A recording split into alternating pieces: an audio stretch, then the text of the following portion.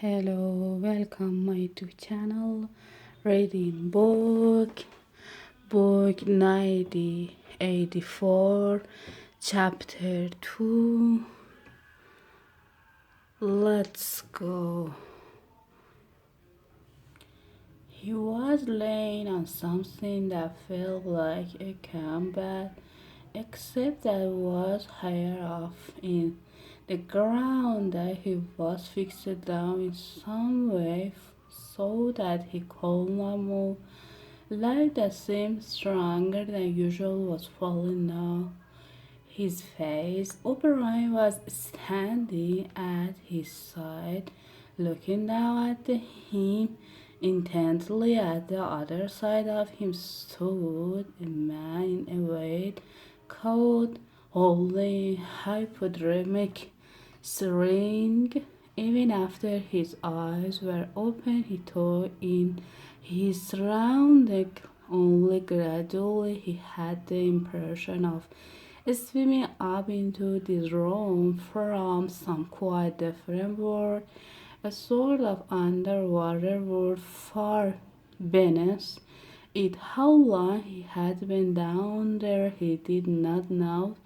Since the moment when they arrested him, he had not seen darkness or daylight.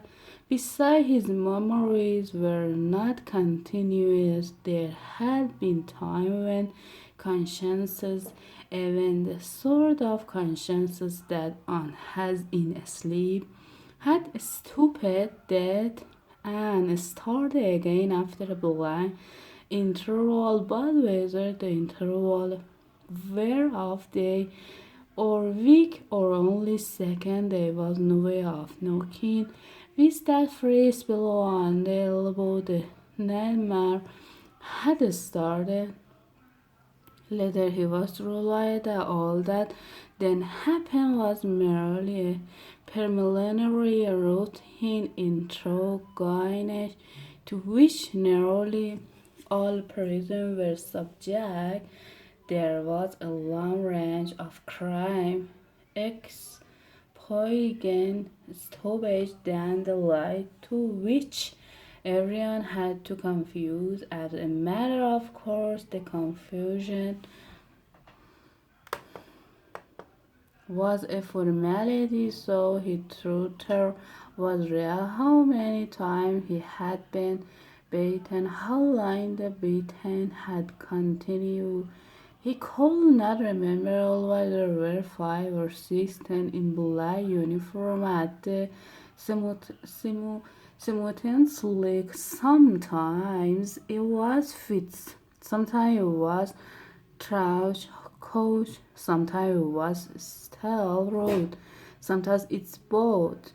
There were times when he rolled about the floor as shameless as an animal, wrestling his body his way, and that in an endless, hopeless effort to dodge the kick and simply inviting more and yet more kick in his rib, in his belly, on his elbow, on his shin, in his groin, in his testicle, on the bone at the base of his spine.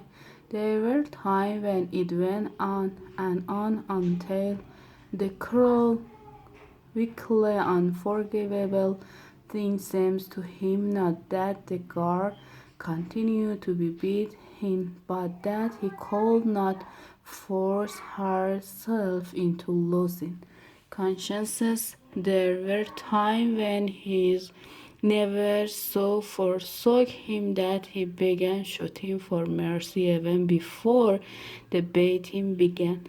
When the mere sigh of a fresh draw back for a blow was enough to make him pour forth a confusion of real and imaginary crime, there were other times when he started out with the resolve of confusion, nothing, when very word had to be forced out of him between gasps of pain.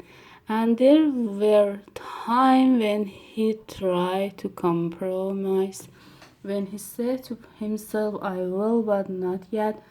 I must hold out till the pain become there more quickly, and then it will tell them what they want. Sometimes he was beaten still, he could hardly stand, then flung like a sack of the potatoes onto the some floor of a cell left to recuperate for a few hours and then taken out and beaten again. There were also longer periods of recovery. You remember them lie because they were spent chiefly in sleep or stupor. He remembered still with a blanket, a sort of shelf sticking out from the wall, and a tin wash base, and meals of hot soup and bread and sometimes coffee. You remember surely Barber arriving to scrub his chin and curb his hair and business-like and optimistic man in white coat filling this place, tapping his reflex, turning up his eyelid, running harsh finger over him in search for broken bones, and shooting neatly into his arm to make him sleep, debating growls frequent, and become mainly astray, a horror to which he could be sent back at any moment when his answers were unsatisfactory. His questions now were not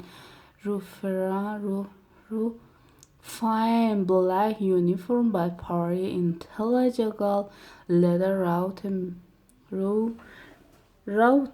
men when quick moment and flashing speculators who work on him in rely over period which last he saw he could not be sure 10 or 12 hours at the stretch. These other questions saw to it that he was in constant slight pain, but it was not chiefly pain that they relied on. They slapped his face, running his ears, pulled his hair, made him stand on one leg, refused him leave to urinate.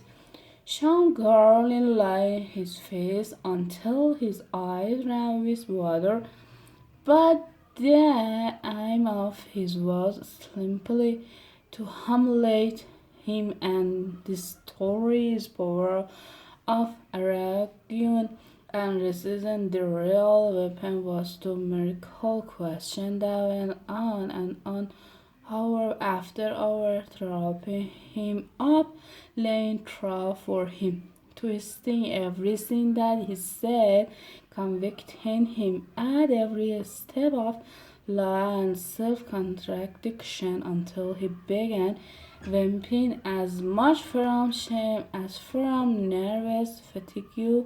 Sometimes he would weep half a dozen times in the single season. Most of the time they screamed abuse at him and threatened at every hesitation to deliver him over to the graduate again, but sometimes they would suddenly change their tone, call him, combat appear to him in the name of Lingo and Big Brother.